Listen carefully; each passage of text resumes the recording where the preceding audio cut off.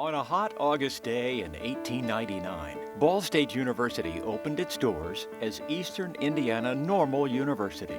There were just 250 students who entered the only building on campus that rested on 10 farm-filled acres. Students were eager and excited to be enrolled in such a fine college, and they finished their studies by attending a small ceremony where they were given certificates signifying that they had successfully completed their education and that they had indeed graduated from college. A lot has changed in 115 years. Today there are nearly 20,000 students filling more than 70 buildings spread over more than 1,000 acres. But the one thing that hasn't changed is holding the ceremony that signifies success. It's a tradition that continues today as we celebrate the 170th commencement ceremony at Ball State University. Hi everybody, I'm Al Rent and welcome to the 170th Ball State University Commencement. And I'm Terry Whitt Bailey. This is the most exciting time of the year for the university, and we're so glad to be here to be your host today. And we're so glad the weather has cooperated. It's absolutely a beautiful day out here on Arch Terrace, where behind us we're going to be gathering in just a second. In fact, the processional will begin just momentarily.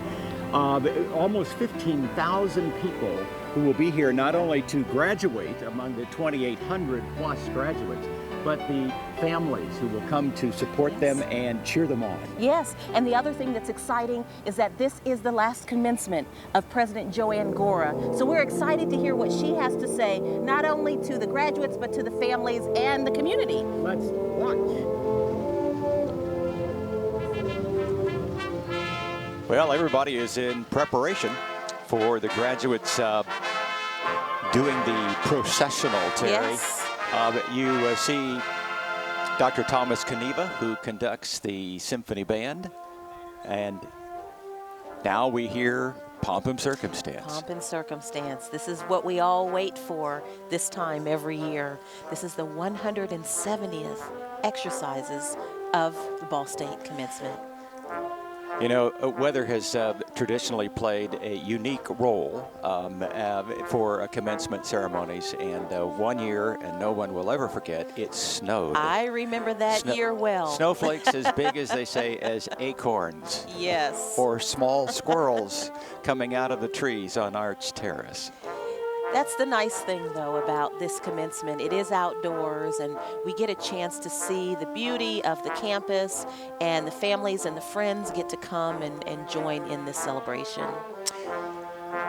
Almost 2,900 students will be graduating today, with both undergraduate, graduate, and doctoral degrees. And in they come. The first college, the graduate school, as you can see, is marching in as they are wearing their particular robes. Each school has particular colors associated with it, and so as they will hood those individuals later in our ceremony. And the one thing that has continuity that is different from previous years is that the banners are new. Yes. They're beautiful red and white banners with beneficence on the banner, and you can see now we have, I believe that is the College of Sciences and Humanities. There's a little wind out here, but it's really not much to worry about.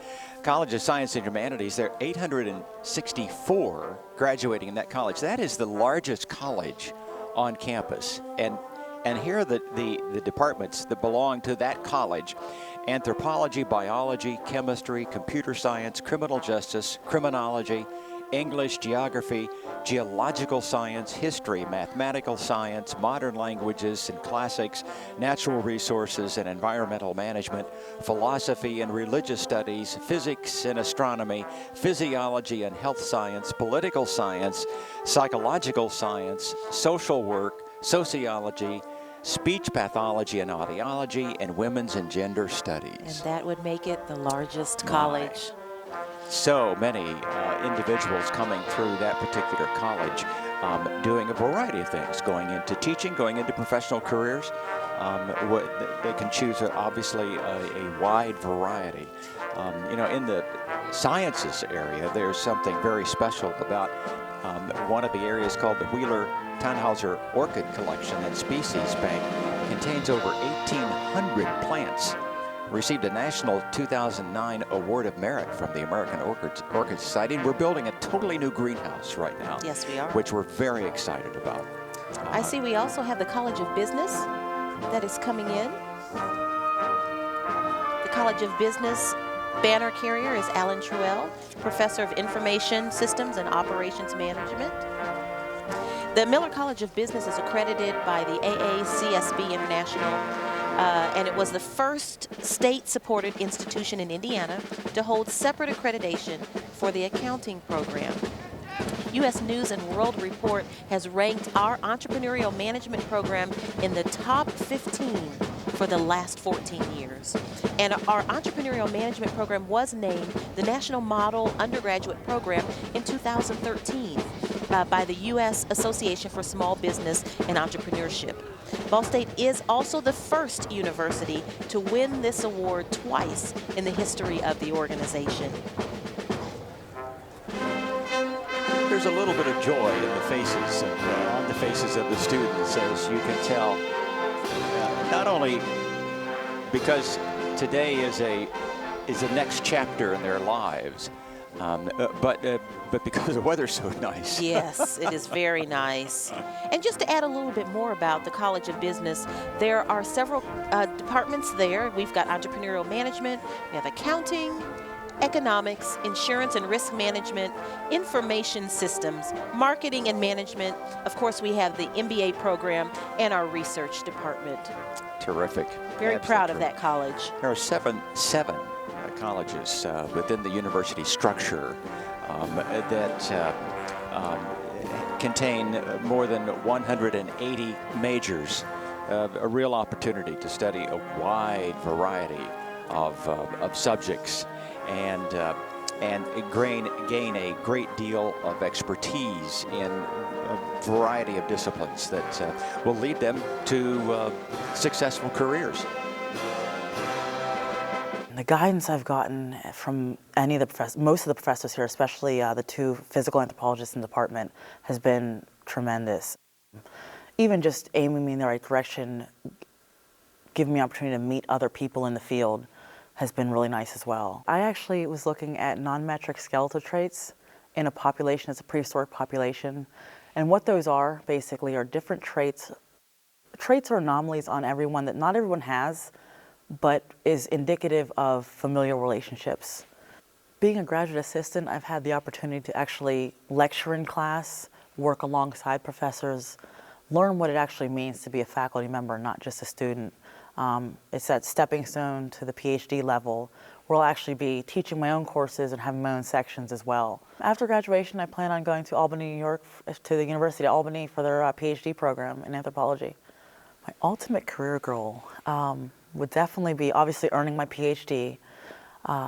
Considering my background is in forensic and physical anthropology, I would love to be able to teach at the undergrad level and consult with law enforcement on the side to solve cases. The whole bones thing. I actually have done technical consulting for that show. I spent the summer as an autopsy technician back in Pittsburgh, and it's definitely something I could see myself doing in the future. Tish Nyberg, graduate student, Yes. anthropology. And she's done technical consulting for Bones. Yeah, that's and that is Linda and I's one of our favorite favorite television shows.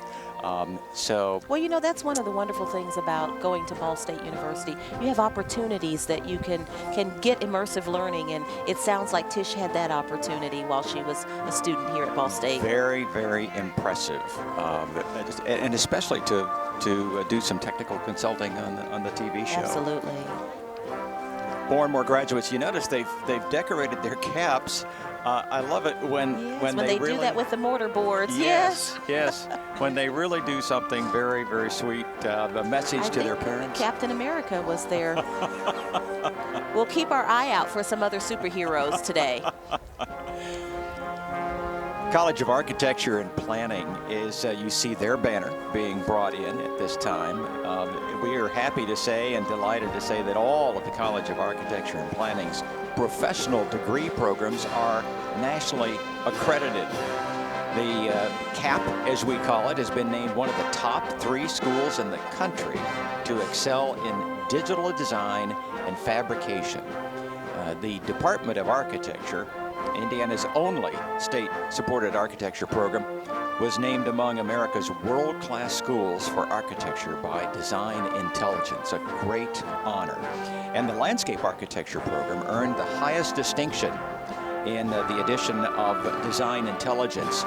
The report, America's World-Class Landscape Architecture Schools, that's what they called it, placing Ball State in great company with Cornell University, Harvard University, and Virginia Polytechnic Institute and State University. So very, very proud of the College of Architecture and Planning, or CAP. As we've stated earlier, 15,000 people will join us this morning for the commencement exercises. And on a beautiful day like today, we will probably even see more. In fact, right now we're seeing the College of Fine Arts. 192 people are graduating today from the College of Fine Arts. Our School of Music was recognized by In Tune magazine as its best music schools in 2009 and 2010, placing us among other elite institutions such as Juilliard, Oberlin, and the New England Conservatory. Ball State has one of the nation's leading music teacher training programs. Our music media production program is one of only a few of its kind in the nation, blending science and music and encouraging students to explore electronic music with the latest digital technology. You know, another outstanding student, Terry, that is graduating today is a senior entrepreneurship major, entrepreneurship management major. His name is Nathan Odell. He's done a variety of things, and we think Nathan is in for big things in his career. Ball State faculty have been instrumental in me finding the career that I'll go to after commencement. My business division will be Mr. Canary Direct, which is a subsidiary of the Mr. Canary Company. Mr. Canary provides pre-filled bird feeders and sells them retail. Mr. Canary Direct will take those same feeders and offer them on a subscription basis to individuals and facilities of long-term care.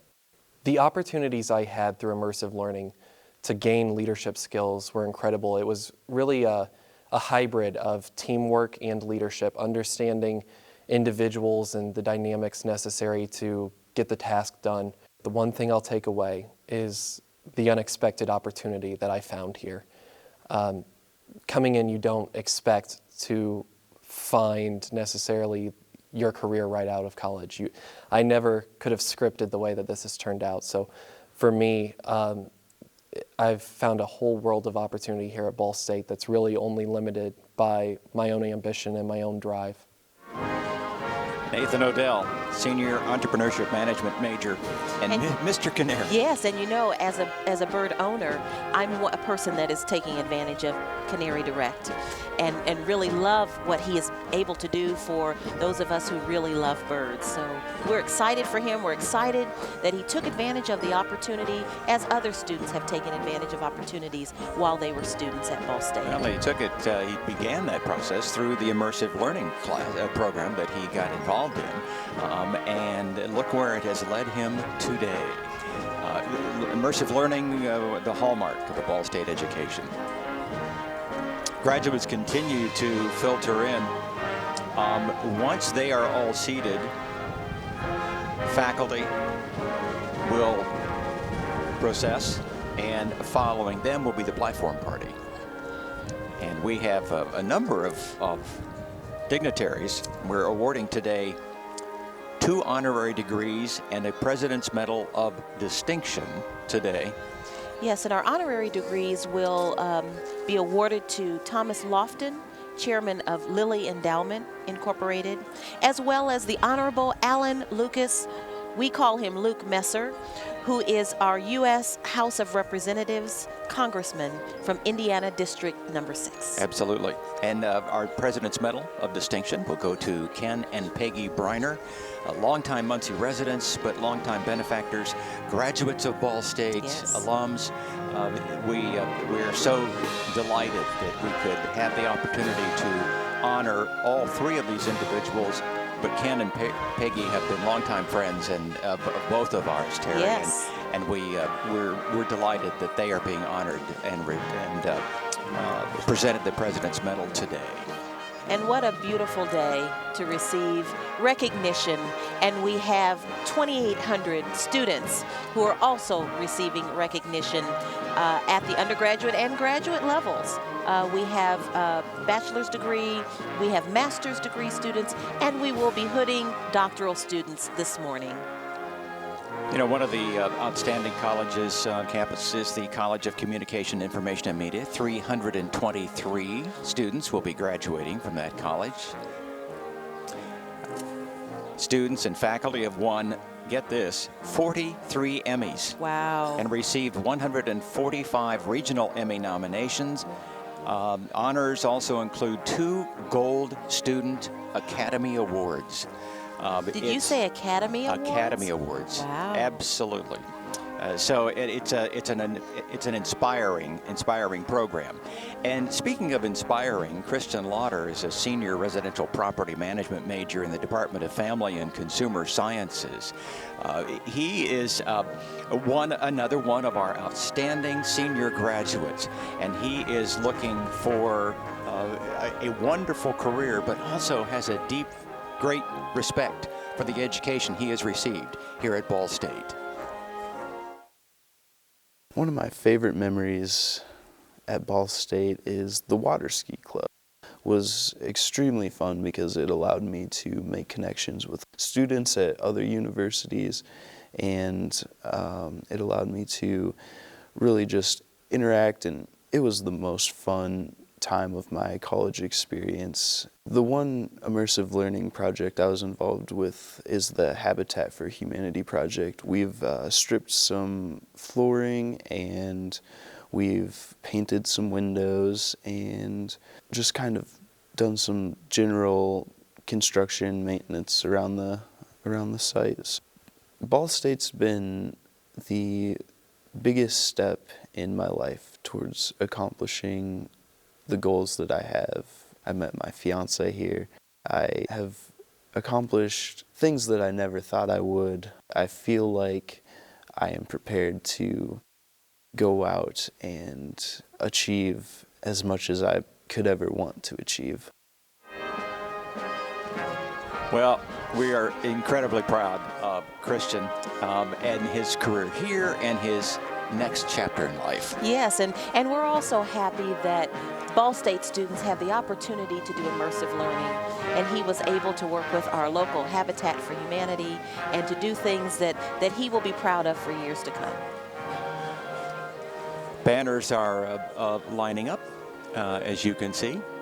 There's Teachers College among the others. It looks like our platform party is getting ready, and faculty are getting ready to descend the long walk. And it is a long walk on Arts Terrace to the platform. Well, it's exciting that it's a long walk, which means that there are a lot of graduates. And how many do we have this year? 2,800. 2,800 graduates. Yep. That's wonderful. It's wonderful for the university to just show what it is that they can do, and they're so proud of it. The smiles on the faces, not only of the graduates, but of the families and friends who are here to celebrate with them. Teachers College is graduating 462 students today. And all Teachers College education programs are fully accredited by the National Council for the Accreditation of Teacher Education, the North Central Association, and the Indiana Professional Standards Boards. Ball State's Teachers College is in the top 25 in the nation for number of nationally recognized educator preparation programs. That's an outstanding recognition. It is the only university in Indiana authorizing charter schools, helping to provide more choices in public education. And our graduates have nearly a 100% pass rate on the praxis exams required for initial teacher licensure in Indiana. So that's a wonderful distinction that they hold. Yes, it is. And in fact, decades ago, this institution was called Ball State Teachers College. Yes. Well, some of us are old enough to remember that. I didn't want to say that.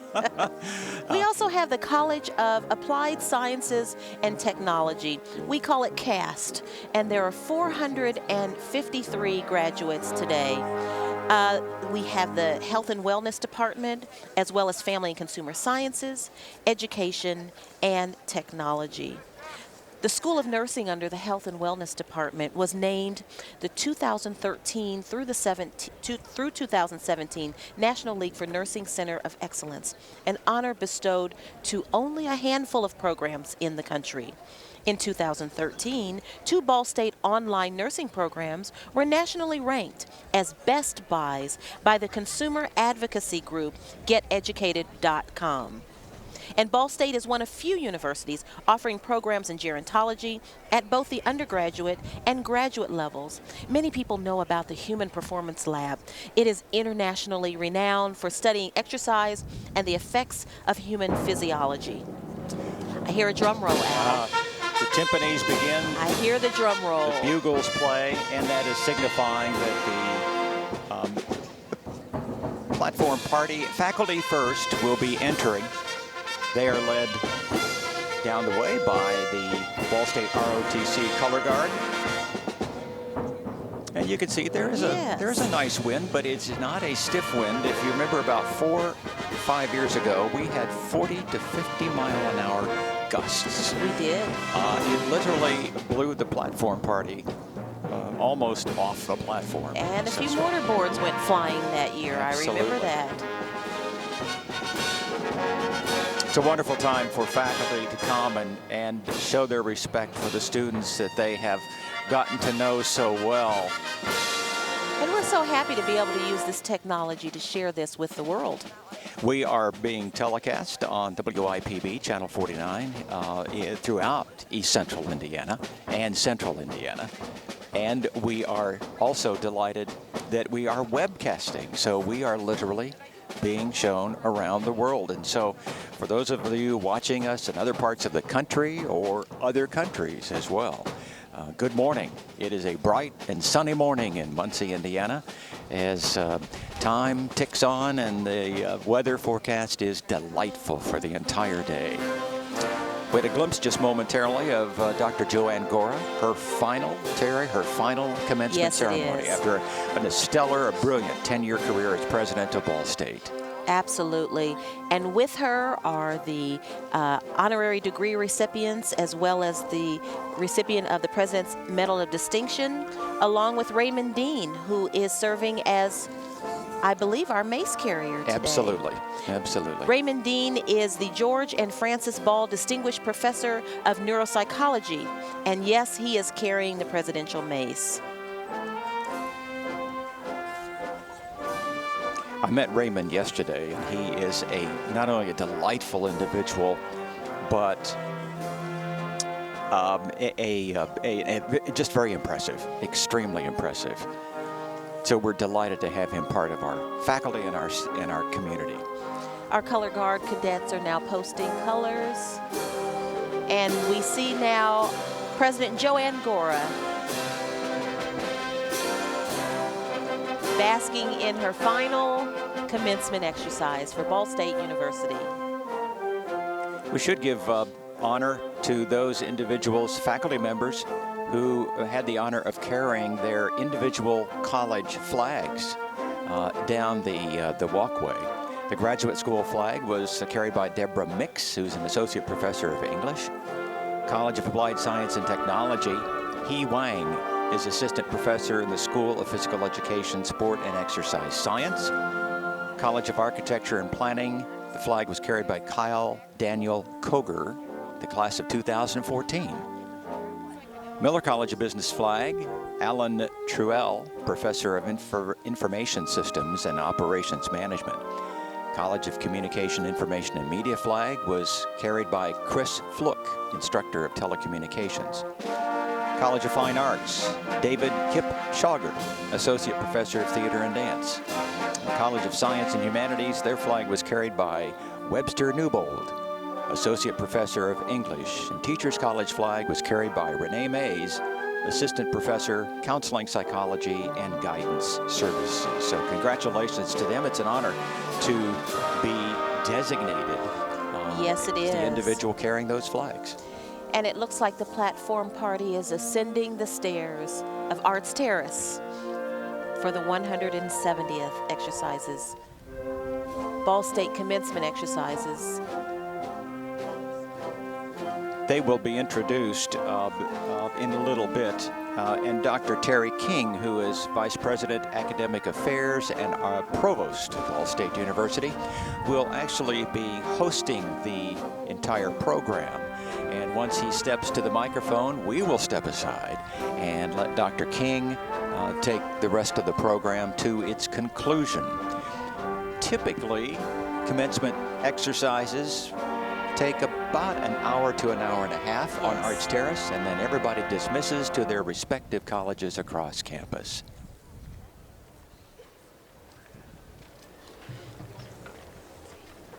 Welcome to the 170th commencement of Ball State University. I am Terry King, Provost and Vice President for Academic Affairs. Please remain standing as Ms. Shelley Beeman, a doctoral candidate in the School of Music, sings the national anthem.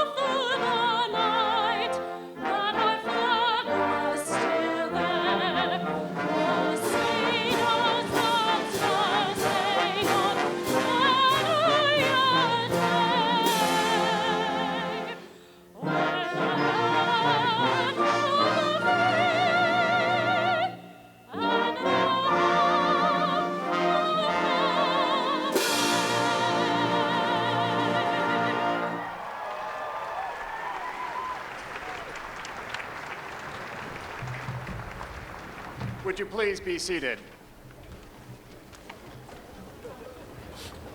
Members of the faculty, graduates, parents, and friends, this is a most joyous occasion, and we are glad to have all of you here to share in this important event. It is a very special time for you who are graduating and for your families and friends. We offer our warmest congratulations. I am now pleased to introduce the platform party, the Board of Trustees, the administration, and those participating in today's ceremony. Would you please hold your applause until all introductions are completed? I'll ask the platform party to stand as I call your name. Dr. Marilyn Buck, Associate Provost and Dean of University College. Ms. Shelley Beeman, our vocalist. Mr. Hudson Aiken, Vice President for University Advancement. Mr. Fred Cox, Chairman of the Alumni Council. Dr. Kay Bales, Vice President for Student Affairs and Dean of Students. Mr. Wayne Estopanol, Trustee. Ms. Renee Conley, Trustee. Mr. Hollis Hughes, Trustee. Ms. Marianne Glick, Assistant Secretary for the Board of Trustees. Mr. Kyle Pierce, Trustee. Ms. Sally Falling, Vice President and General Counsel. Mr. Philip Brepp, Vice President for Information Technology. Dr. David Pearson, Associate Professor, School of Physical Education, Sport, and Exercise Science, and Chairperson of the University Senate. Mr. Thomas Taylor, Vice President for Enrollment, Marketing, and Communications. Dr. Raymond Dean, the George and Francis Ball Distinguished Professor of Neuropsychology, who is carrying the Presidential Mace. Mrs. Peggy Briner, President's Medal of Distinction recipient. Mr. Ken Briner, President's Medal of Distinction recipient. Mr. Thomas Lofton, honorary degree recipient. Congressman Luke Messer, honorary degree recipient and commencement speaker. Dr. Joanne Gora, President. Mr. Rick Hall, Chair of the Board of Trustees. Mr. Frank Hancock, Vice Chair of the Board of Trustees. Dr. Robert Morris, Associate Provost for Research and Dean of the Graduate School. Dr. James Rubel, Dean of Honors College, and Lieutenant Colonel Stephen Hibbler, Chairperson of the Department of Military Science. Please join me in recognizing these individuals.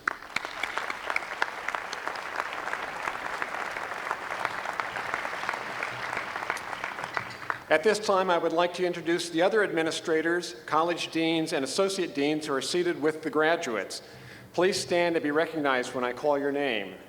Dr. Charlene Alexander, Associate Provost for Diversity and Director of the Office of Institutional Diversity and Professor of Counseling Psychology. Dr. Jennifer Bott, Associate Provost for Learning Initiatives and Associate Professor of Management. Dr. John Fallon, Associate Vice President for Economic Development and Community Engagement. Dr. William Knight, Assistant Provost and Executive Director of Institutional Effectiveness.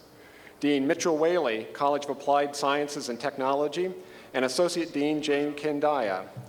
Dean Guillermo Vasquez de Velasco, College of Architecture and Planning, and Associate Dean Michelle Muniar. Dr. Rajib Sanyal, Miller College of Business, and Associate Dean Sushil Sharma. Dean Roger Lavery, College of Communication, Information, and Media, and Associate Dean Laurie Byers. Dean Robert Kavam, College of Fine Arts, and Associate Dean Michael O'Hara. Dean Michael Maggiato, College of the Sciences and Humanities, and Associate Deans Jeff Grigsby, Susan Johnson, and Kesha Thompson. Dean John Jacobson, Teachers College, and Associate Deans Lori Mullen and Debbie Rogers. And Dr. Carolyn Capinas, Associate Dean of the Graduate School and Professor of Sociology. And today our interpreters are Sandra Gooding and Laura Shadone. Please join me in recognizing these individuals.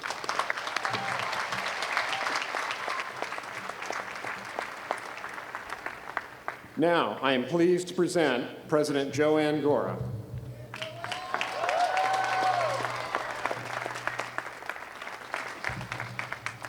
Good morning on this absolutely beautiful commencement day. Ball State University President's Medal of Distinction is presented to individuals who have made significant and unselfish contributions to the advancement of the university, the community, the state, or the nation. Today, it is my pleasure to award President's Medals of Distinction to Kenneth and Peggy Briner in recognition of their civic leadership and their philanthropy and loyalty to this university. I ask Mr. and Mrs. Briner to please join me at the podium and for Trustee Chair Rick Hall to assist in presenting this honor.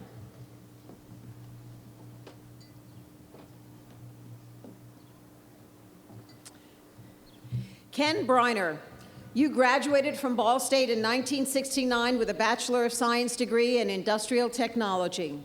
After 2 years of service in the U.S. Army, you began your career of more than 40 years at Muncie Power Products, from which you retired at the end of 2012 as Senior Vice President of Operations, Products, and Marketing. Peggy Briner, you are a frequent community volunteer who was one of the founders of Discovery, a women's philanthropic group that supports various Ball State projects and programs, as well as a past member of the Above and Beyond Campaign Development Committee and the National Philanthropy Council. Together, you have supported this university in many, many ways over the decades.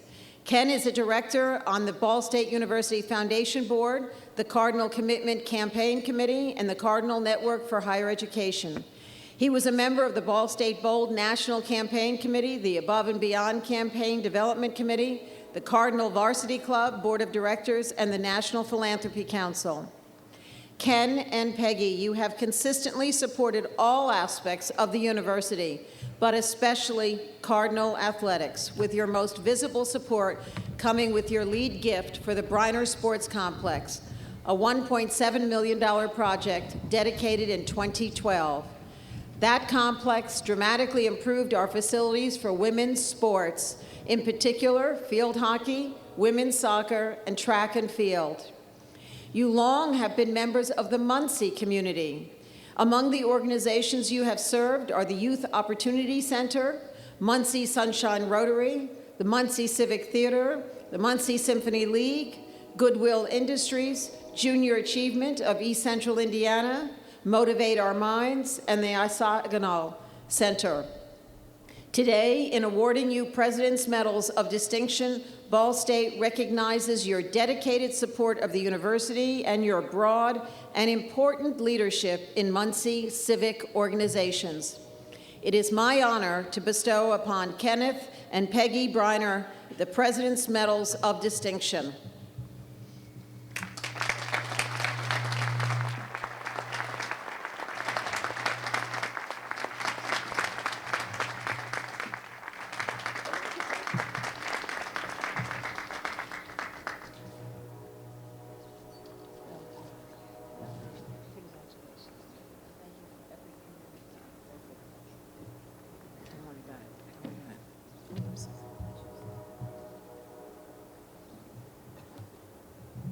Thank you, Dr. Gora, and the Board of Trustees for awarding us this honor.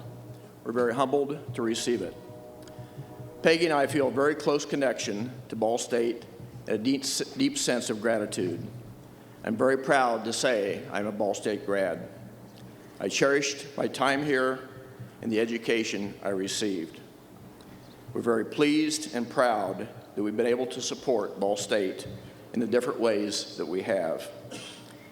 In 1969, when I graduated, when commencement services rolled around, I was already in the Army and did not have the opportunity to participate in those spring exercises. So it's special to be here this morning, wearing the Ball State cap and gown and being a part of your commencement. Good luck to all of you, and don't ever forget your alma mater.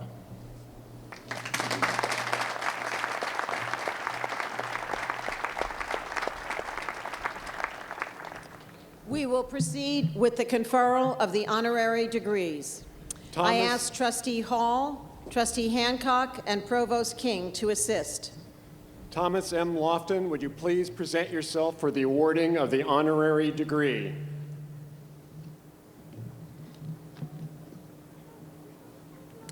Thomas Lofton, as chairman of the board of the Lilly Endowment, you are one of Indiana's leaders in the philanthropic support of education. You received your bachelor's degree from Indiana University in 1951 and earned your law degree from that institution's School of Law 3 years later. You began your career as a law clerk for U.S. Supreme Court Justice Sherman Minton, and you were a first lieutenant in the U.S. Army's Judge Advocate General Corps before becoming a partner at the Indianapolis law firm of Baker and Daniels.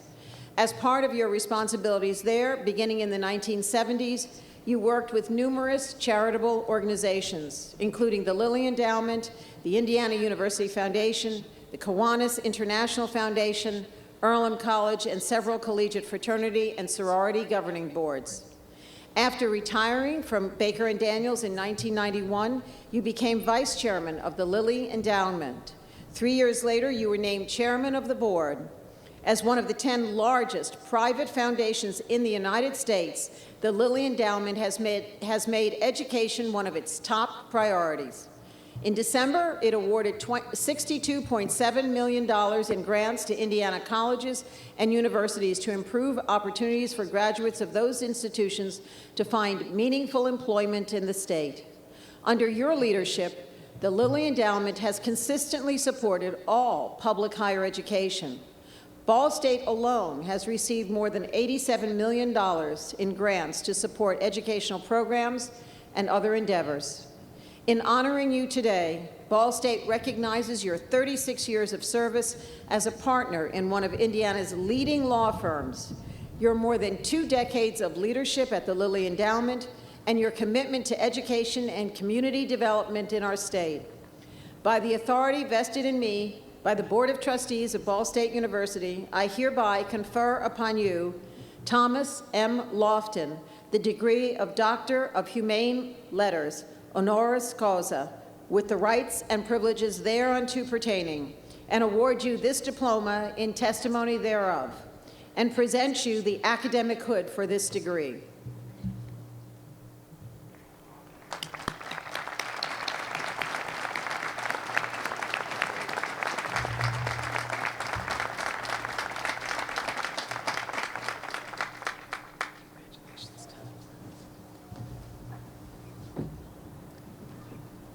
At the outset, may I express my gratitude to President Gora, the trustees of Ball State University, and its faculty and administrators. I wish to congratulate all the graduates and their families. I know they've worked long and hard for this day. Now, if you'll excuse me, a few words of exhortation to the graduates. Many years ago, one of the state's principal academic leaders was Herman Wells. And he said these words, and these are the words I wish for you. When you dream, dream big dreams. And when you plan, plan for 1,000 years. My congratulations to all of you.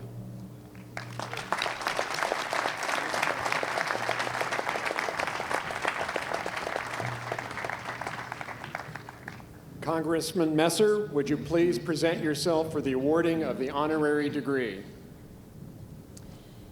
Luke Messer, you are the Congressman for Indiana's 6th District, which covers 19 counties, including Delaware County.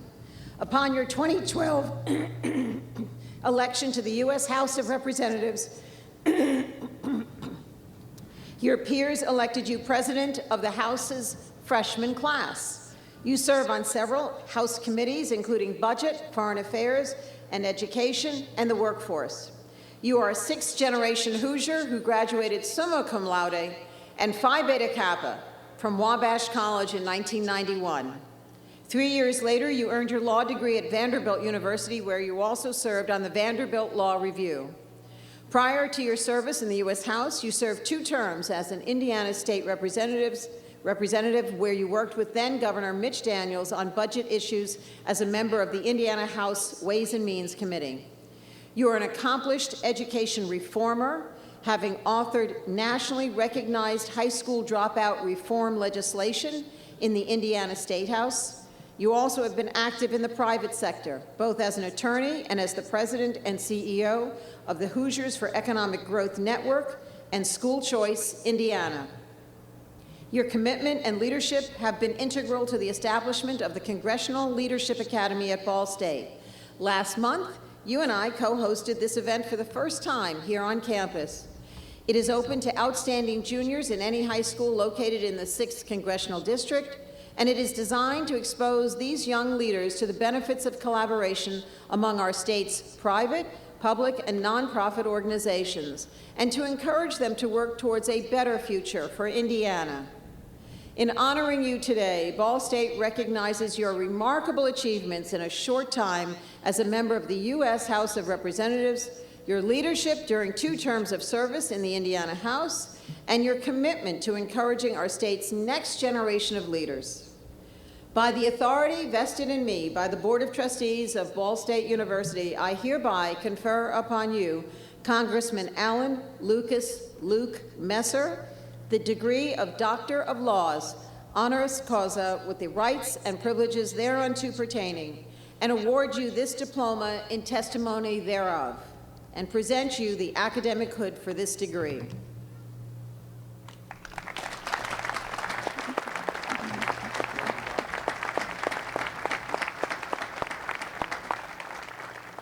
Congressman is an even better title.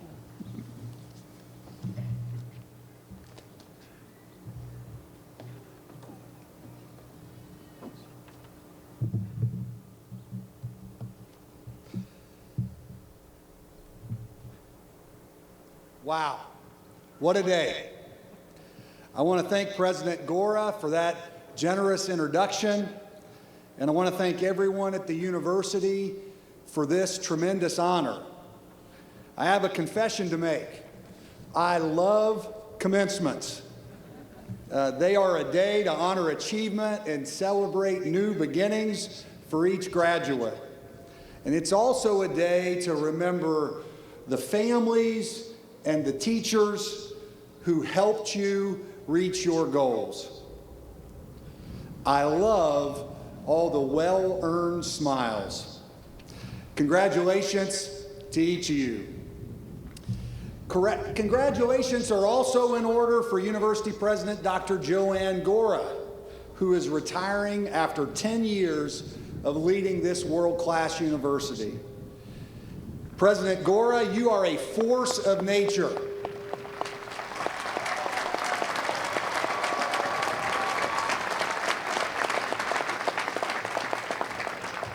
She even brought the sunshine today. There was no way it was going to rain on her last commencement.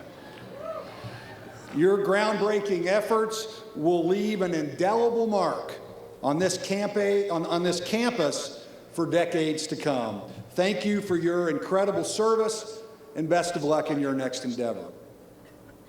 I also want to acknowledge my wife, Jennifer, who is here today with our children, Emma, Ava, and Hudson. I want to thank my mom, my grandfather, and my Aunt Andy, Dr. Andy Rotzine, for being here today. Andy received her master's in psychology from Ball State in 1992. I love you all. Today I stand before you as a U.S. Congressman, but I also stand before you as someone who's lived a life a whole lot like your own. I grew up in modest circumstances in Greensburg, Indiana, and worked my way through school to graduate from Wabash College. In the late 1980s, I did spend a lot of time at Ball State because, well, Ball State has girls and Wabash does not. I even lived in Muncie the summer of my junior year working as a waiter, so I have a lot of great memories of this campus too.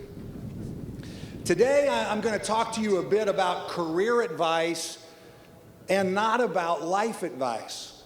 And frankly, life advice is far more important to happiness.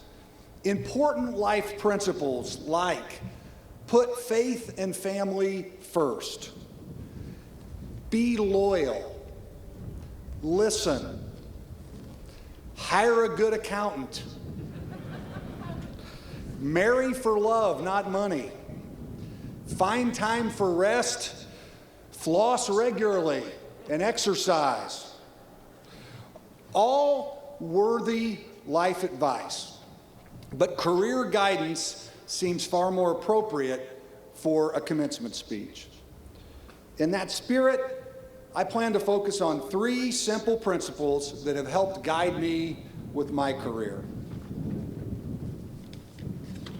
Hopefully they will help you too. They are: own your opportunity, work a plan, and never quit.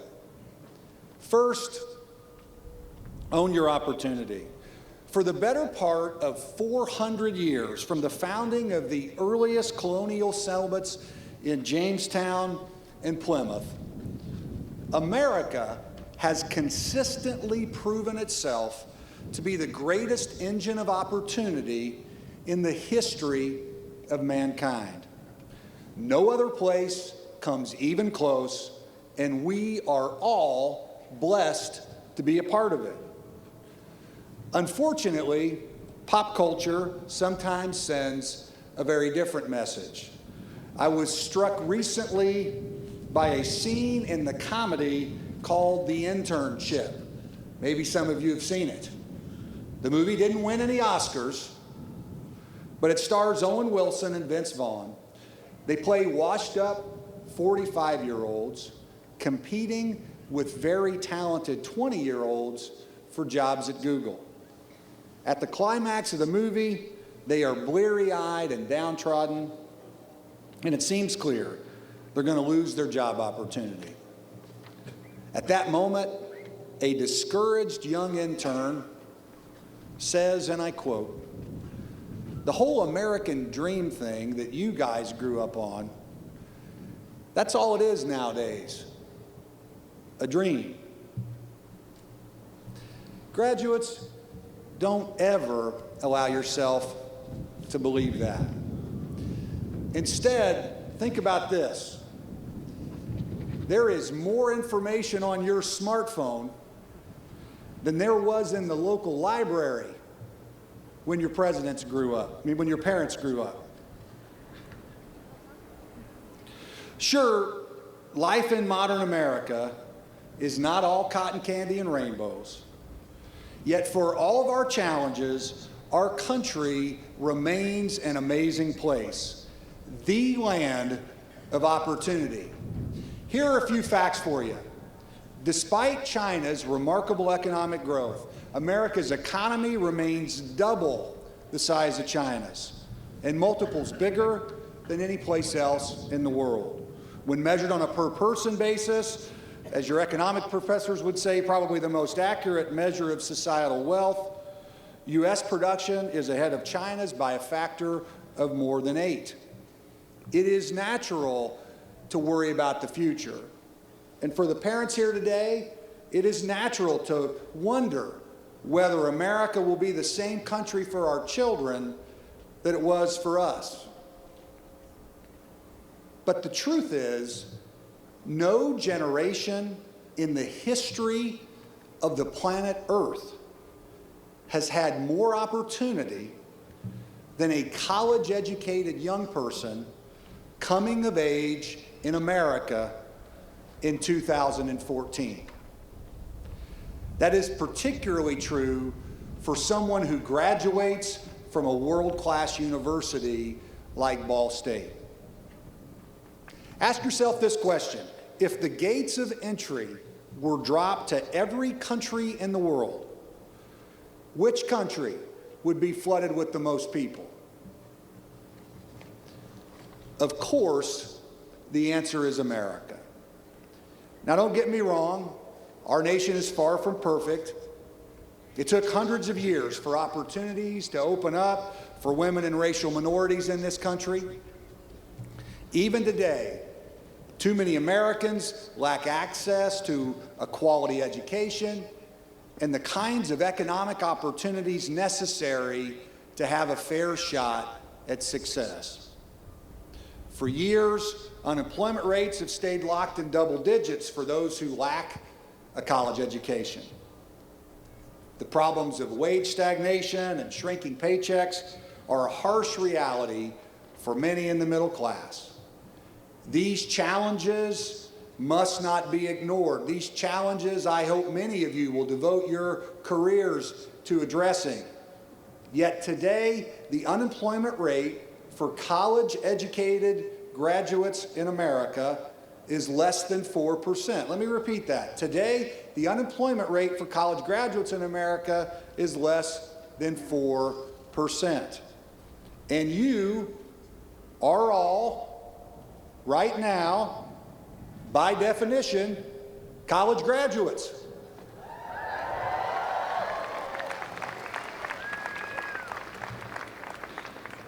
I won't sugarcoat it. You may not get your first choice job, but you will have an opportunity in modern America.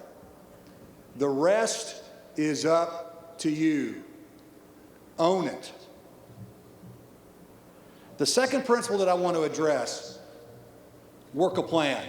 You know, it has become the great American cliche. An individual reaches the heights of success, winning an Olympic medal or a Grammy, a major election, or the Super Bowl.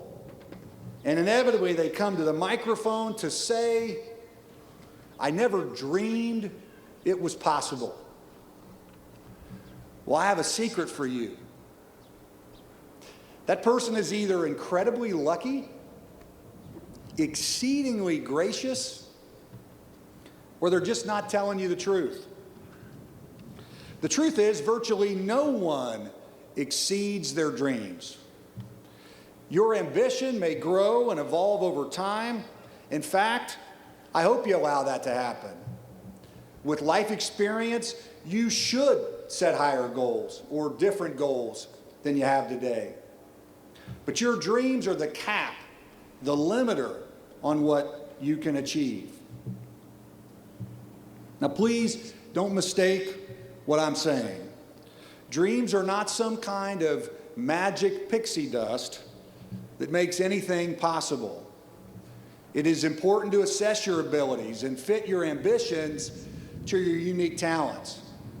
For example, I was a 5'11" power forward in high school.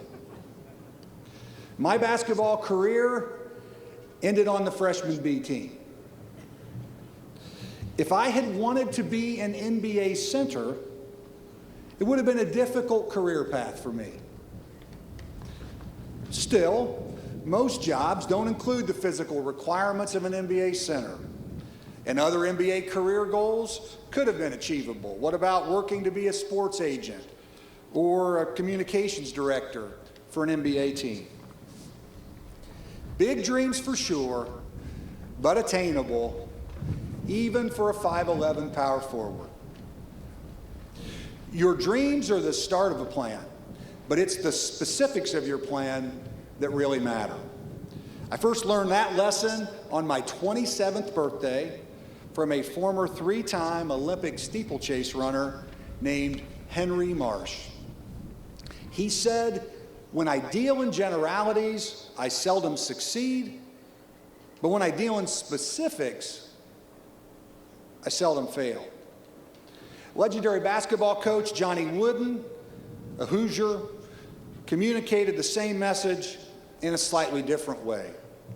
He said, "Inch by inch, life's a cinch. Yard by yard, life is hard." To me, both quotes teach an essential lesson. To reach your goals, you must move past the abstract world of dreams and start doing the specific tasks needed to achieve them. When you begin working the specifics, it's amazing how quickly progress comes. Let me give you an example of this principle from my own life. Like I said, it was my 27th birthday. I had just heard this inspiring speech from Henry Marsh. I was 2 years into my law career, but feeling very uninspired by the work I was doing. I was ready for a career change. As I assessed my options at that crossroads, my biggest career interests were coaching basketball, working in the movies, and serving in politics. For reasons discussed before, a career in basketball was unlikely. With no real acting experience, the movies were out too. That left me with politics, and as a trained lawyer with a passion for public service, it seemed like a reasonable option. So I left my steady job, focused on the specific tasks, and entered a decade plus of ups and downs and twists and turns that led me here today. My first political job was as an unpaid volunteer for a congressional campaign. My next job was working as a junior legislative assistant for a congressman, where I earned less than a third of my former lawyer's salary, and my key issue for the congressman was miscellaneous. 6 years later, I got a job, or 6 months later, I got a job as a press secretary for another congressman. Each job was the next specific step towards working a plan and reaching my goals. Over the next 2 years, my jobs included writing political TV commercials, serving as a legislative counsel for a congressional subcommittee, and managing an unsuccessful congressional campaign. At age 31, 5 years into my journey, I ran for Congress myself for the first time and placed a close third to our current governor, Mike Pence. It wasn't always easy, but those experiences helped me earn a job running the Indiana Republican Party, which in turn helped me get elected to the Indiana State Legislature. Later, those experiences helped me become a partner in a large Indianapolis law firm and the president and CEO of an education not-for-profit. Along the way, I met my wife on a blind date while campaigning, again here in Muncie. We started our family. I passed nationally recognized high school dropout reform legislation, and for a time even gave up on running for Congress. All told, it was a 16-year journey, but eventually I got there, and working the specifics was my key. Most importantly, it feels like we are just getting started. The same can be true for you. By graduating today, you have already demonstrated the brain power and persistence necessary to be successful. As you move forward in life, dream big, but transition quickly to the specific tasks necessary to reach your goals. Everything may not go as planned, but the joy in life is in the journey, and you will be amazed at what can be accomplished along the way. And this leads me to my final career principle, which is also a life principle, which is never quit. One of the frequent critiques of your generation, and you've probably heard it, is that the trouble all started when everyone got a trophy in Little League. Now, many take that criticism to mean your generation expects great reward for little effort, but I don't see that in this generation. What I do see is something a little more subtle. And in an effort to make our kids feel special by giving them trophies just for showing up, I think we may have unintentionally created a generation of young people who can be, not always are, but can be risk averse, afraid of failure, and reluctant to take on any challenge that may not include guaranteed success. Now, this is a problem because in real life, you don't always win. But you do have to try, even when there are no guarantees. Because as hockey great Wayne Gretzky famously said, you miss 100% of the shots you don't take. It may sound crazy, but if there's one thing I say today, I'd want you to remember, it's this. In the first 10 years of your career, if you are not failing in major ways, you are just not pushing yourself hard enough. As I speak with top business leaders in our state, particularly top entrepreneurs, a common theme emerges.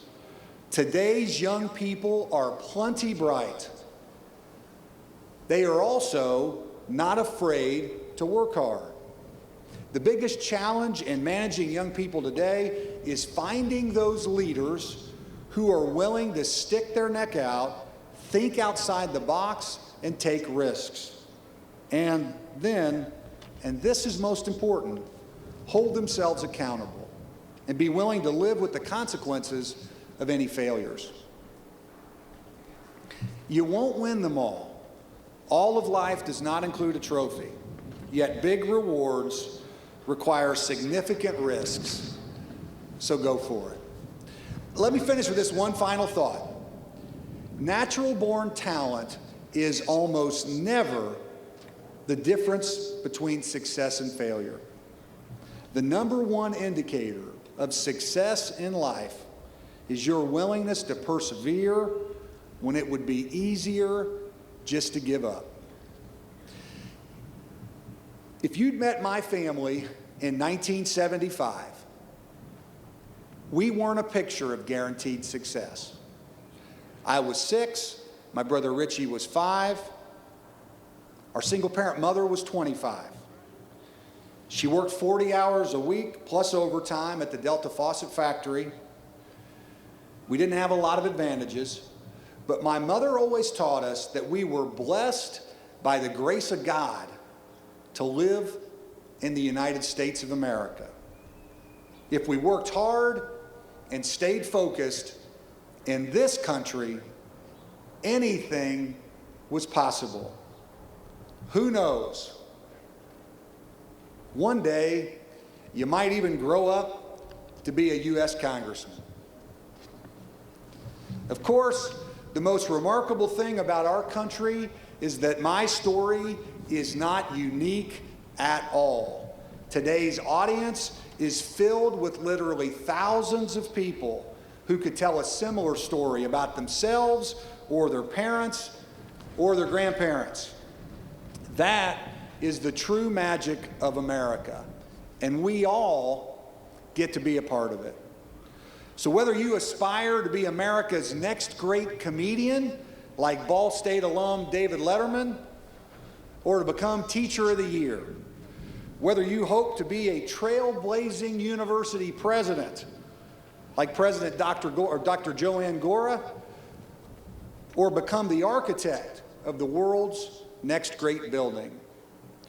Whether you dream of owning your own pizza empire, like Papa John's founder and Ball State alum John Snatter, or serving your friends and neighbors with distinction in the medical field. In America, it is all possible. Let's keep our hats on. If you own your opportunity, work a plan, and never quit, your dreams can come true. Congratulations, thank you, and good luck.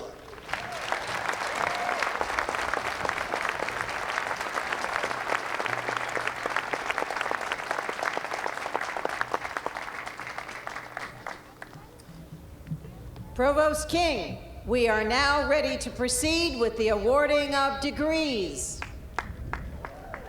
We will proceed with the hooding of the doctoral and specialist in education candidates. Will the candidates for all doctoral degrees and education specialists please rise?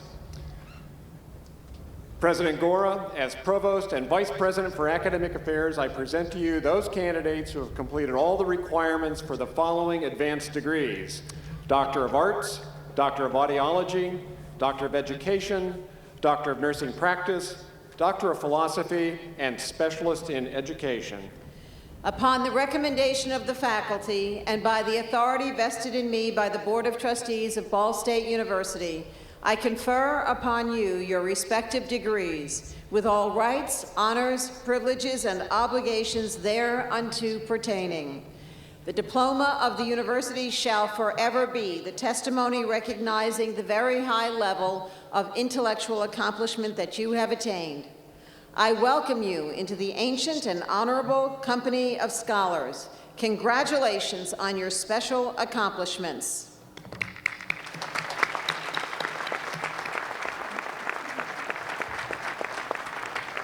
The candidates for the degrees will now proceed to the platform to cross as their names are called by Dr. Morris and be invested with the symbols of their degrees. Dr. Carolyn Capinas, Associate Dean of the Graduate School, will lead the candidates to the platform.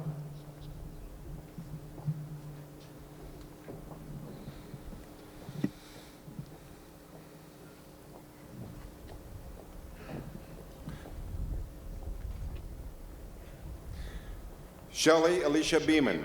Assisting with the hooding today will be Dr. Merrill Mantillon, Professor of Music Performance, and Dr. Kevin Garrity, Associate Professor of Music Education.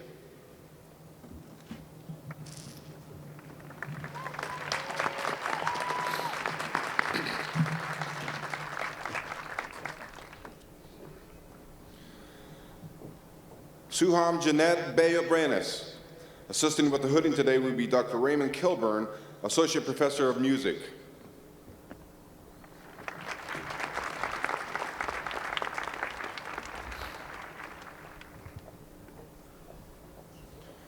Christopher Edwin Ellis. Assisting with the hooding today will be Dr. Andrew Crow, Assistant Professor of Music Performance.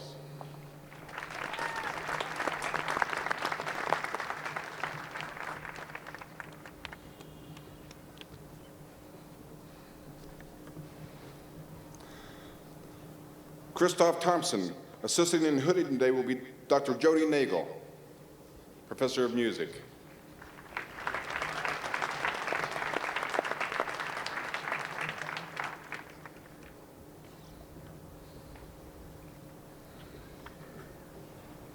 Stacy Renee Borden. Assisting with the hooding today will be Dr. Lauren Schaefer, Associate Professor of Audiology.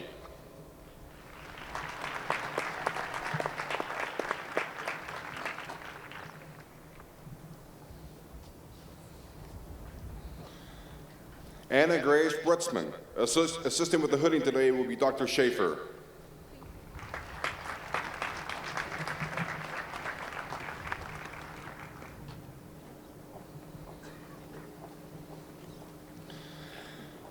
Lisa Kavarin. Assisting with the hooding today will be Dr. Schaefer.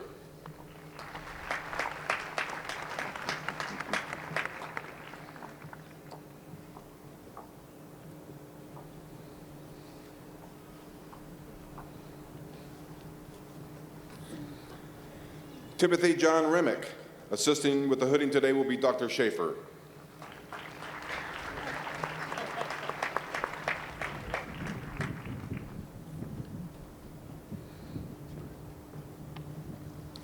Donna Lynn Albrecht. Assisting with the hooding today will be Dr. Marilyn Quick, Assistant Professor of Educational Leadership.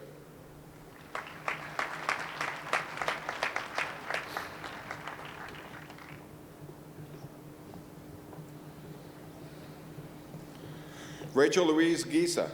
Assisting with the hooding today will be Dr. Serena Saloom, Assistant Professor of Educational Leadership, and Dr. William Sharp, also Professor Emeritus of Educational Leadership.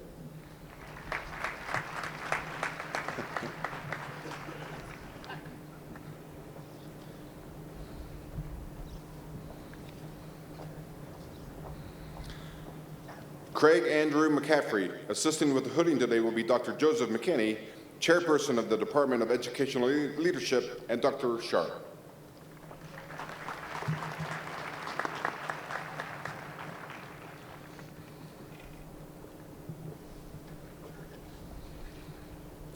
James Alec White. Assisting with the hooding today will be Dr. McKinney.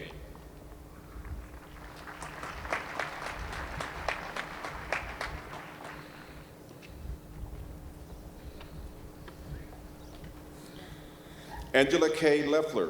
Assisting with the hooding today will be Dr. Nancy Melser, Assistant Professor of Elementary Education.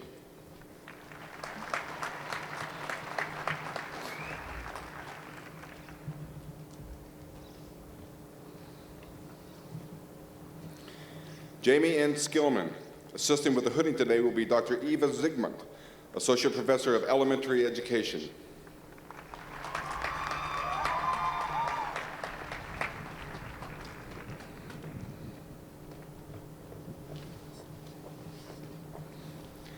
Justin M. Miller. Assisting with the hooding today will be Dr. Roger Wessel, Professor of Higher Education.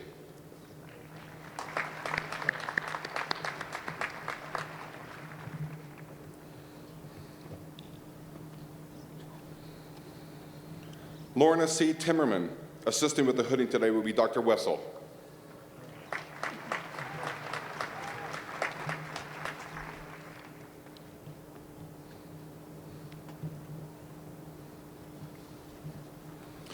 R. Elizabeth Peterson.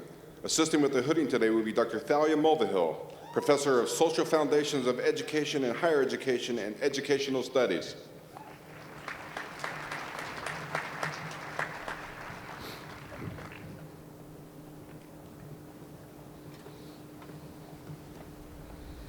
Marcella Anderson. Assisting with the hooding today will be Dr. Beth Kelsey, Assistant Professor of Nursing.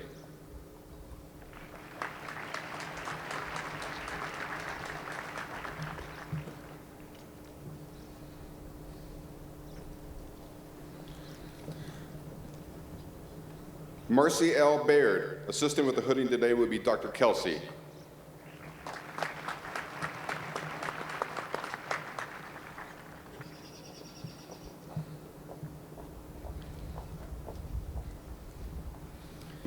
Jennifer Schneider Davis. Assisting with the hooding today will be Dr. Kelsey.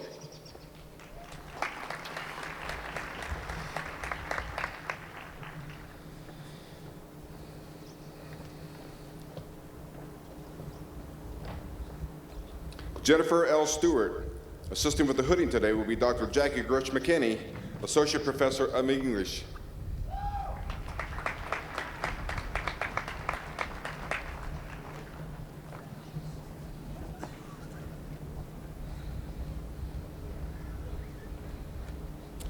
Lisa Ann Pass.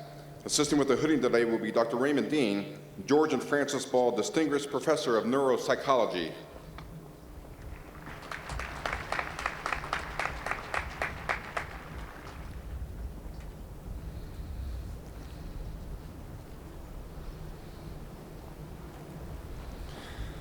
Ashley L. Bester.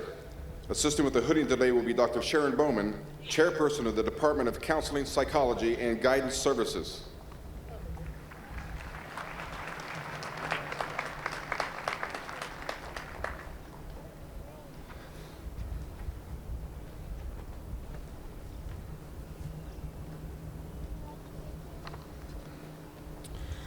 Scott Bishop.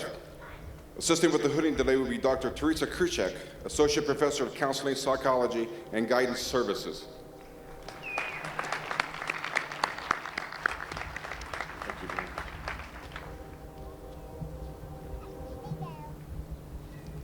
We will now present the candidates for master's degrees. Will all master's degree candidates please stand? President Gora, I present to you those candidates who have completed all the requirements for their respective master's degrees. Upon the recommendation of the faculty that you have completed all the requirements for graduation, and by the authority vested in me by the Board of Trustees of Ball State University, I confer upon you your respective master's degrees with all the rights, honors, privileges, and obligations thereunto pertaining. The diploma of this university shall forever be the testimony recognizing your completion of the first level of graduate study.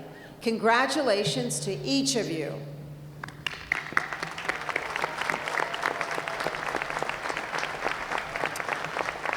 You may be seated.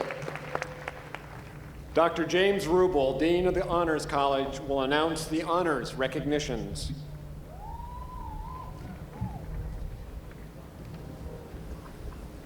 The Honors College provides distinctive educational opportunities for undergraduates of high academic achievement. In addition to their major and minor concentrations, students in the Honors College must complete the Honors Core curriculum, consisting of 6 core courses in the liberal arts and sciences, and 2 additional honors colloquia that focus on critical analysis of issues and areas of faculty expertise.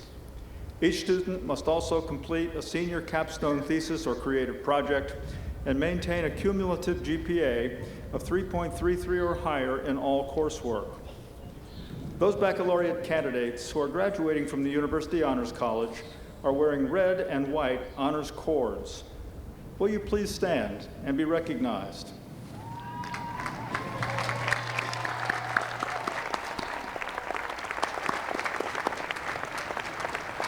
You may be seated. Departmental honors are awarded to those students who graduate with a minimum grade point average of 3.5 in their major. They must also complete special work in their major as well as some form of thesis or creative project. Will you please stand and be recognized?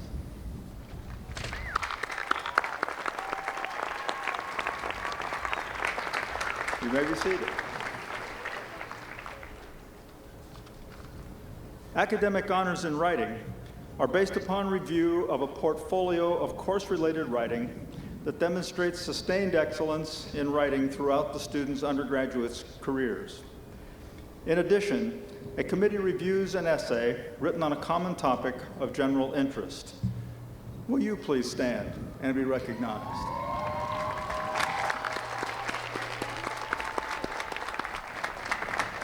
You may be seated.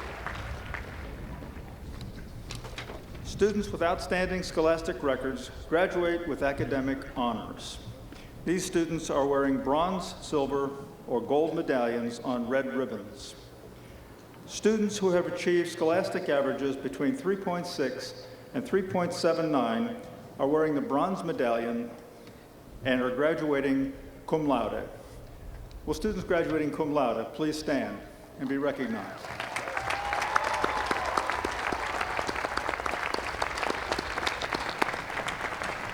Thank you. You may be seated. Students with the cumulative grade point average of 3.8 and 3.89 are wearing the silver medallions and are graduating magna cum laude. Will these students please rise and be recognized?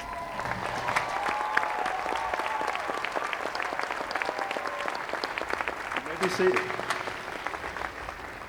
And students with a cumulative grade point average of 3.9 or higher are wearing the gold medallions and are graduating summa cum laude. Will you please stand and be recognized?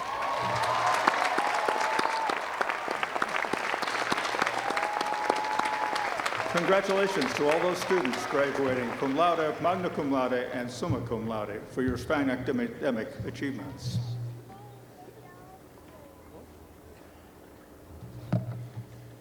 We have 2 graduating seniors who have achieved special academic distinction today.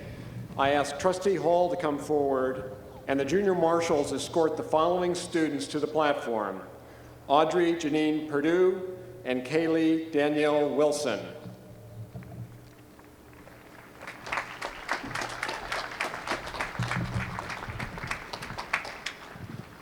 On behalf of the Board of Trustees, it gives me great pleasure to recognize two students who have achieved special academic distinction. They are graduating today with perfect 4.0 grade point averages. This is an incredible accomplishment.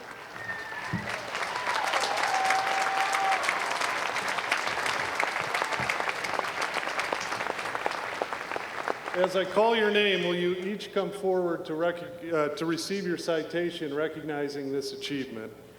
Audrey Janine Perdue.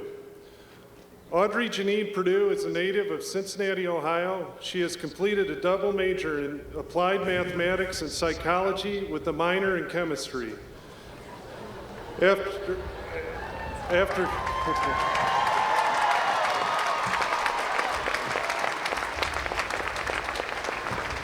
After graduation, Audrey plans to work in Cincinnati for a year and then continue on to graduate school for quantitative psychology.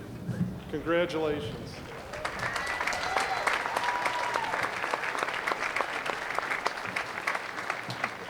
Kaylee Danielle Wilson. Kaylee Danielle Wilson is from Dayton, Ohio, and majored in psychological science. Kaylee plans to continue her studies at Ball State University, pursuing a master's degree in counseling psychology to become a school counselor. Congratulations. Congratulations to you both.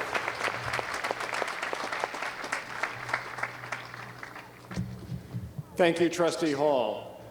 I now invite Lieutenant Colonel Stephen Hibbler to the podium for the commissioning of 11 ROTC graduates.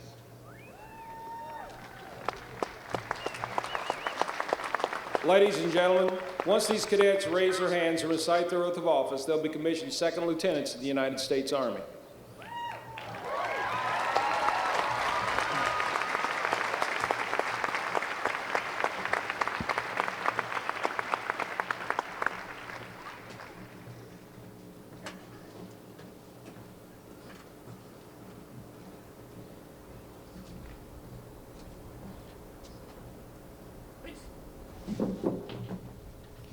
Raise your right hand and repeat after me.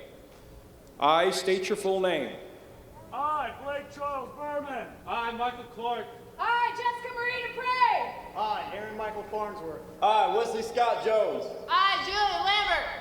I, Michael Paul McAllister. I, Kenneth Brian Myers. I, Cameron Scott Bowlar. I, Andrew Michael McClavert. I, Kenneth Carl Steele Witter. Having been appointed an officer in the United States Army, Having been appointed in the United States Army. In the grade of second lieutenant. Do solemnly swear or affirm. That I will support and defend the Constitution of the United States. Against all enemies, foreign and domestic. That I will bear true faith and allegiance to the same. That I take this obligation freely. Without any mental reservation. Or purpose of evasion. And that I will well and faithfully discharge. The duty of the office. Upon which I'm about to enter. So help me God. Congratulations.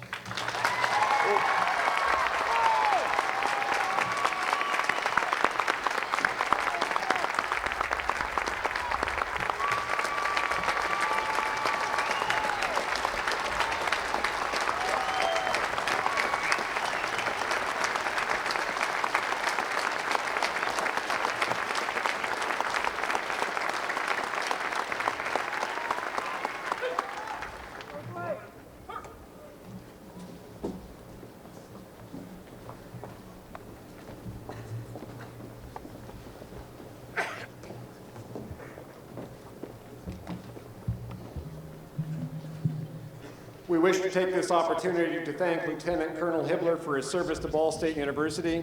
The Lieutenant Colonel is being reassigned and will soon be at Joint Forces Headquarters for the National Guard. We wish him well.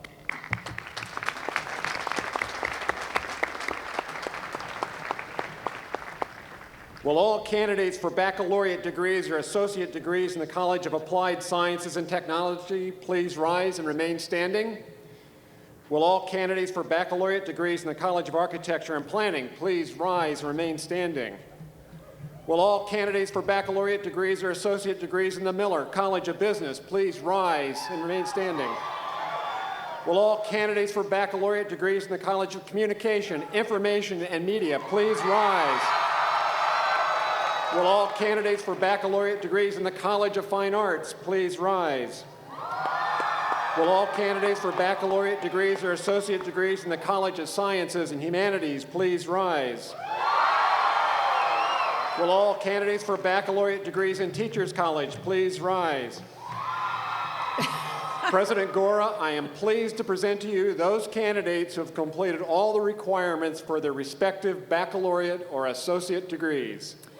Upon the recommendation of the faculty that you have completed all the requirements for graduation, and by the authority vested in me by the Board of Trustees of Ball State University, I confer upon you your respective bachelor's or associate's degrees with all rights, honors, privileges, and obligations thereunto pertaining. The diploma of this university shall forever be the testimony of your accomplishments. With pleasure, I admit you into the company of educated men and women. Congratulations to each of you. You may now wear your mortarboard tassels on the left side.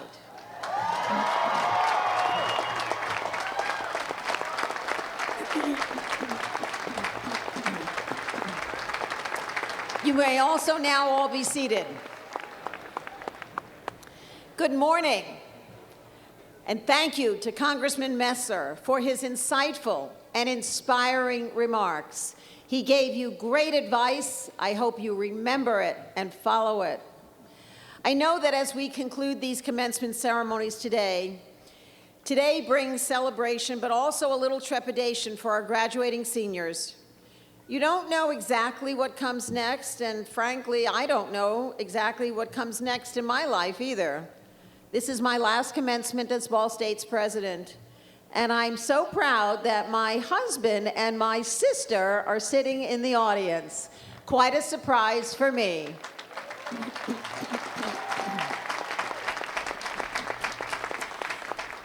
I will retire in June, so in a way, I am also a member of the class of 2014, and what a great class we were.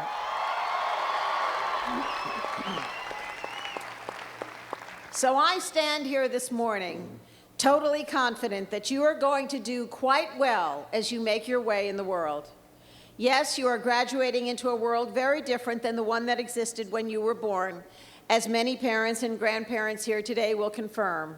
But I base my reassurance not just on your years on campus or the tremendous progress Ball State has made in the last decade, but on the long view that I have from spending 40 years in higher education.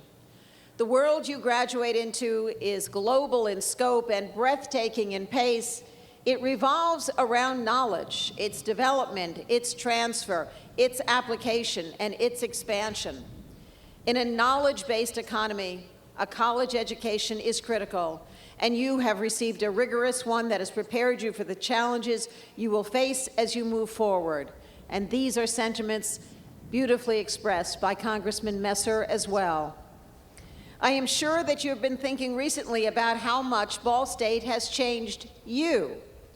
Maybe family or friends have told you that. But it is also important to note how much you have changed Ball State.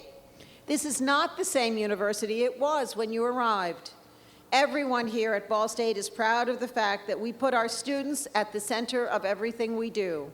But without your commitment, your innovation, your collaboration, our efforts would be futile. And that is why I know that you will succeed in your life after graduation, because you have demonstrated that innovation, commitment, and collaboration on many occasions during your time here as students. Each of you, whether an undergraduate or graduate student, whether taking mostly classroom courses or an online curriculum, whether commuting or living on campus, has made Ball State a better university. We have made immersive learning the cornerstone of everything we do here, and my travels confirm that your immersive learning projects have made a difference for communities, organizations, and businesses across the state and around the country. Your work has been noticed by many who are spreading the good news about Ball State and the education it provides its students. It's not just other Indiana communities you have improved. You have also made Muncie and Delaware County a better place for all of us. I am very proud of the fact that in a typical academic year, thousands of you volunteer hundreds of thousands of community service hours in this county. Your creativity and enthusiasm also has extended to your lively discussions with so many nationally known speakers who have come to campus recently, including Soledad O'Brien, Lauren Bush-Loren, Bill Rasmussen, Will Haygood, and of course, David Letterman's conversations with Oprah Winfrey, Rachel Maddow, and Biz Stone. You've seen them all. You have played a vital role in our more vibrant, energetic campus culture. And that culture is not only reflected in the more than $500 million in new campus construction and renovation over the last decade, it is also demonstrated by the expansion of our popular late-night program, our increasing student diversity, the growing number of students living on campus, and our record number of student organizations. We have experienced much together on campus, and I am leaving Ball State shortly after you.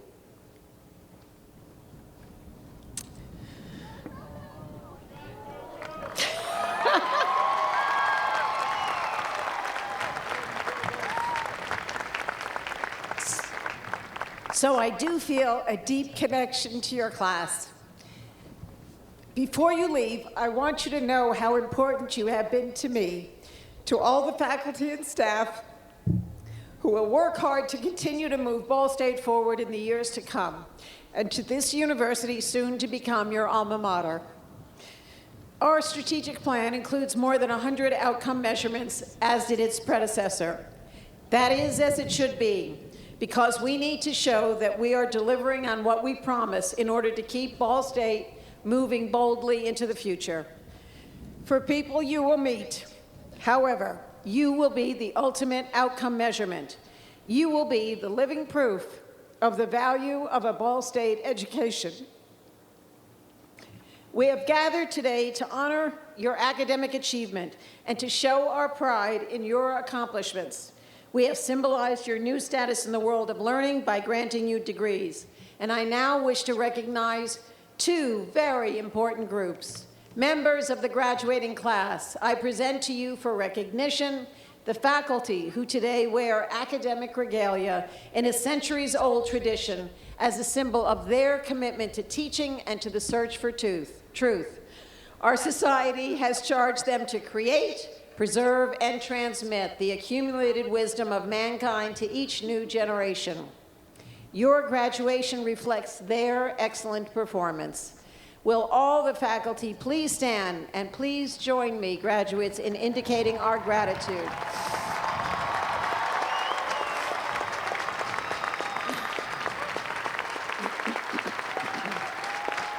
Thank you. Thank you. There is another very special group of people whom we want to recognize and thank.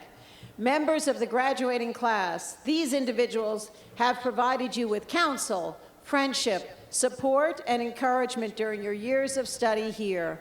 Your graduation reflects their love and pride in you. Will the parents, spouses, children, relatives, friends, and sponsors of the graduates please stand if they are not already standing and be congratulated and recognized.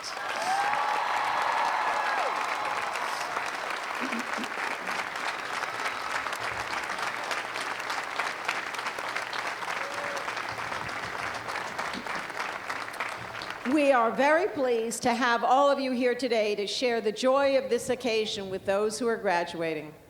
Graduates, rest assured that those who remain on campus are always rooting for your continued success. Please stay in touch, both with me and your alma mater. I look forward to hearing all of the success stories from those I have come to know so well. just as you should look forward to learning about Ball State's continued success, because it will be based on the foundation that you worked so hard to build. On behalf of the Ball State University Alumni Association, I welcome each of you into our alumni ranks, which now number more than 160,000. Please keep the Alumni Association informed about the changes and achievements in your life, and remember that we are always ready, indeed eager, to hear from you. Know that you are always welcome here on campus, whether for a visit, a class, a reunion, homecoming, an athletic contest, an artistic performance, or even to continue your education. I offer each of you my hearty congratulations on your accomplishments here on campus and my sincere best wishes for your future endeavors. Thank you for all that you have done for Ball State. Just as I know I will always be a Cardinal, please know that you too are forever Cardinals. Enjoy the rest of this special day with your family and friends. I bid you a fond and heartfelt farewell.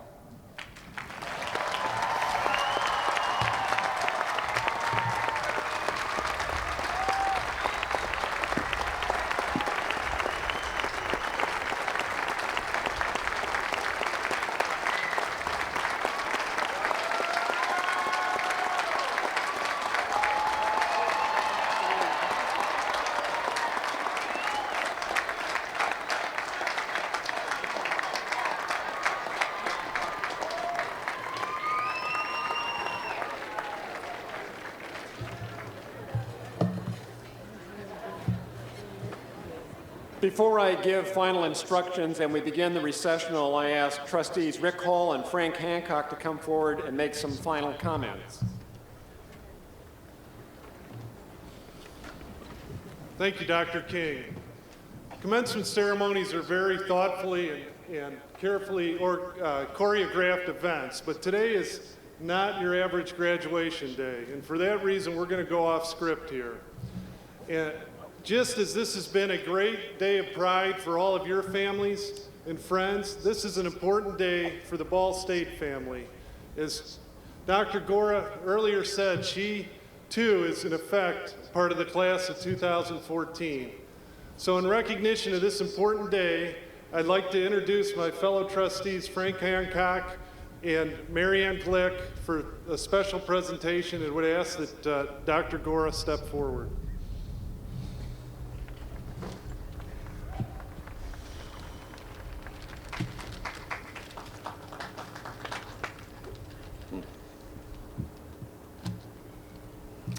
Today, we recognize each of you with the awarding of your degrees. We also recognize two very special men with the awarding of honorary degrees and the presentation of the President's Medal of Distinction to a very special couple. The trustees would also like to recognize the incredible contributions President Joanne Gora has made to Ball State University. She has served this university with distinction for 10 years and has been committed to providing a distinctive and quality education to each of our students, making immersive learning the cornerstone of a Ball State degree. She has been tireless in building both private and public support, while she's inspired us all, students, faculty, staff, and trustees. She has led this university with style and grace. We felt that a traditional award just didn't fit someone as unique as Dr. Gora, so we commissioned an original work of art from the Glick Center of Glass. President Gora, the Board of Trustees would like to present you with this gift in heartfelt appreciation of your many contributions to the university and to commemorate your final commencement of Ball State.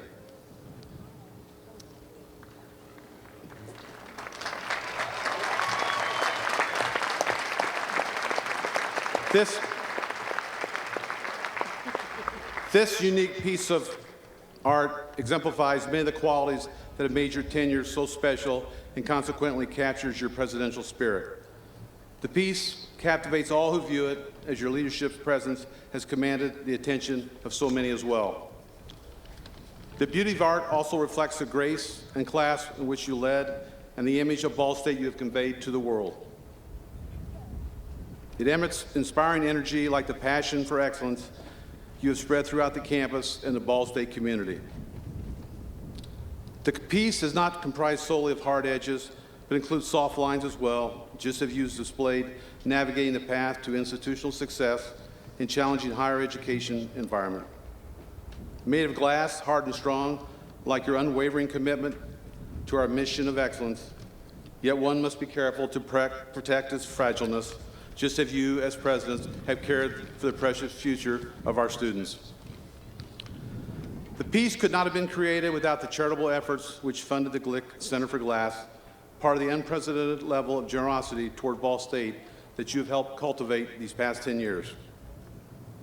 The quality of education for our students has been a primary focus of your presidency, and the creation of beautiful art is just one of the many ways of all the outstanding graduates sitting before us will better our world. As you leave campus next month, please take this with you as a token of our appreciation. We hope no matter where you go in your future, it will inspire fond feelings and memories for what you've achieved and experienced at Ball State University. Joanne Gora, you redefined education at Ball State.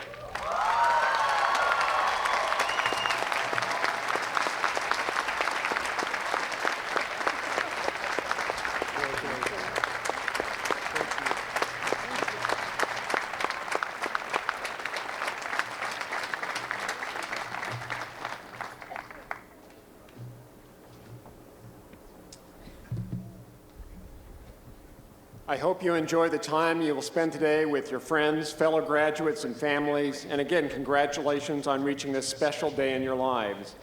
I invite you to attend the college ceremonies, most of which will begin at noon. The locations are listed in the program.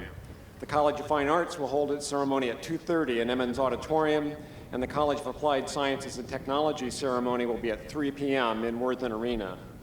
As you leave this area and begin moving north on McKinley Avenue, you will hear and see the bells of the Schaefer Tower Carillon. While on your way to the college ceremonies, please enjoy selections on the Carillon presented by Dr. Kirby Koryath. Now, please rise and join Shelley Beeman in the singing of the Alma Mater. Please remain standing until the colors have passed, and then be seated until the platform party has recessed.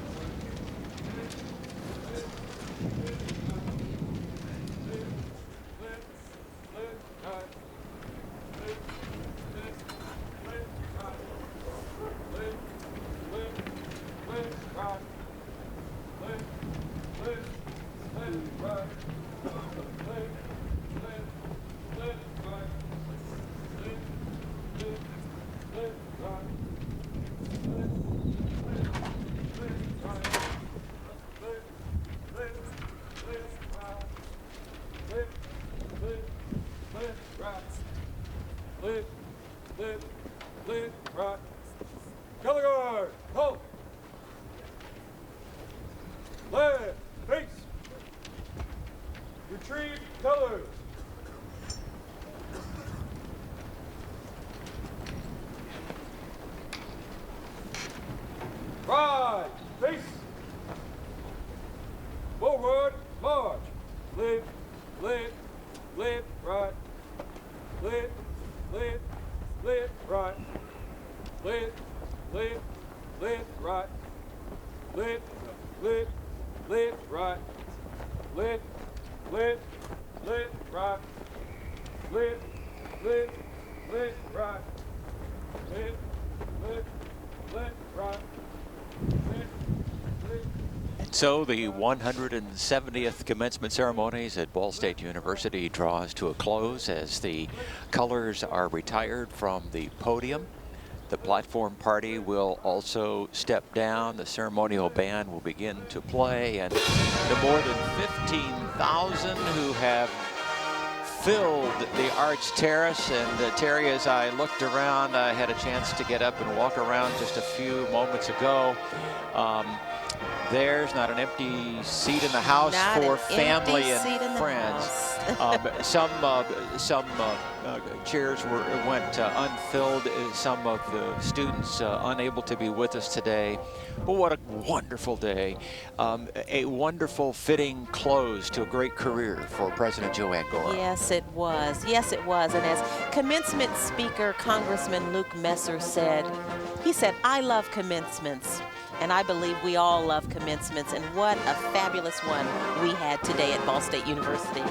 It is hard to believe that we have celebrated 170 commencement ceremonies. If you're counting, the university is not that old, but there are traditionally 3 ceremonies each year. The spring is the largest. It's the one we are just concluding today.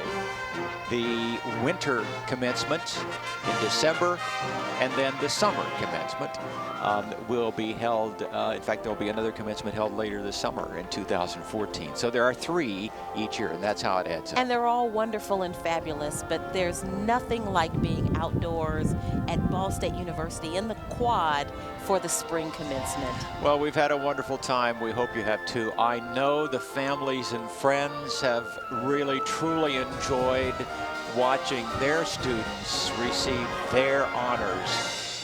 It is a fitting tribute to Dr. Gora from the Board of Trustees to honor her for her years of service. Yes, and for Ball State University, I'm Terry Whitt Bailey. I'm Al Rent. Thank you so much for being with us, and have a wonderful day.